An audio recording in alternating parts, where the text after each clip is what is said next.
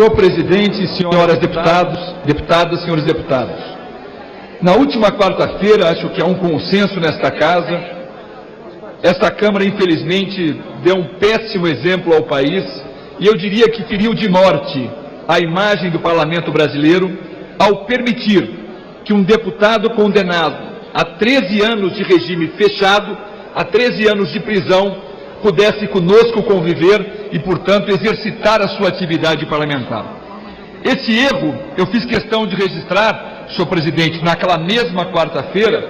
Primeiro, decorreu de um entendimento da mesa diretora que caberia ao plenário decidir, quando na verdade a decisão do plenário não poderia ser outra, porque se fosse pela não cassação, como de fato foi, seria inaplicável.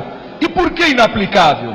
Porque não é possível, efetivamente, alguém condenado em regime fechado, a uma pena superior ao mandato que lhe resta, exercitar o seu munus, a sua função de deputado federal. Essa inaplicabilidade da decisão da Câmara é que motivou, senhor presidente, e Vossa Excelência sabe disso, o nosso mandado de segurança. Regime fechado, condenação a regime fechado, não se pode submeter à votação deste plenário.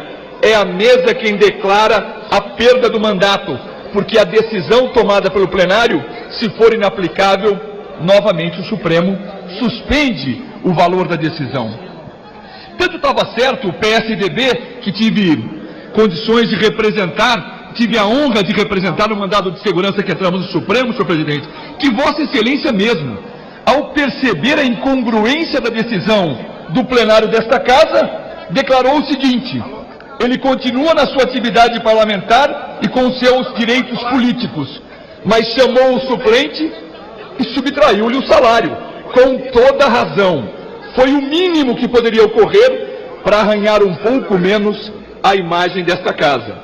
Mas eu repito, em qualquer caso, futuros, vindouros, em que houver uma condenação a regime fechado, é evidente que a mesa é que tem que declarar a perda do mandato e não o plenário é que tem que deliberar, sob pena de deliberarmos qualquer decisão e tomarmos qualquer decisão inaplicável. Foi isso que motivou o nosso mandado de segurança, obviamente, além da nossa indignação pessoal e partidária com uma decisão que, reitero aqui, feriu de morte a imagem desse parlamento. Mas, senhor presidente, eu venho aqui hoje para colocar uma preocupação concreta. Vossa Excelência hoje teve uma atitude louvada não só pela grande maioria, esmagadora maioria dos líderes desta casa, mas pela população brasileira. Vossa Excelência colocou em votação o fim do voto secreto para todas as votações que ocorrerem nesta casa. Era o que o Brasil esperava de Vossa Excelência e desta casa. Não existe, senhor presidente, meia transparência. Aquele que votou em mim ou em qualquer pessoa que o esteja representando nesta casa tem o direito de saber como ele vota. Não é possível que o Estado de São Paulo, que me brindou, me colocando nesta casa de leis, nas questões relevantes para a nação, como a cassação de um parlamentar tido como criminoso pela mais alta corte do país, não é possível que num caso como esse, aqueles que confiaram seu voto a mim, não saibam como eu votei. Como eu votei, eu externei no Supremo a minha indignação, mas nem todos puderam fazer isso. Eu fiz em nome do meu partido. Então é evidente que Vossa Excelência toma uma decisão hoje que vai ao encontro do sentimento da sociedade brasileira e das vozes, que eu diria, muito mais do que roucas, as vozes, senhor presidente, que aos gritos clamavam por um combate à corrupção e por uma parceria com esta casa em defesa da ética.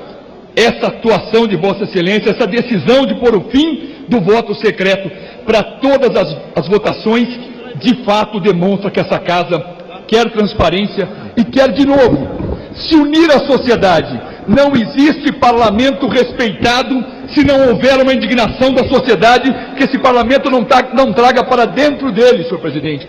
Enquanto esta casa não quiser ecoar a indignação da sociedade, nós não seremos respeitados. Se a sociedade quer o voto aberto, vamos trazer para dentro desta casa o voto aberto, é o que Vossa Excelência faz hoje. Agora, não nos esqueçamos de que estamos aprovando em segunda votação na Câmara Federal.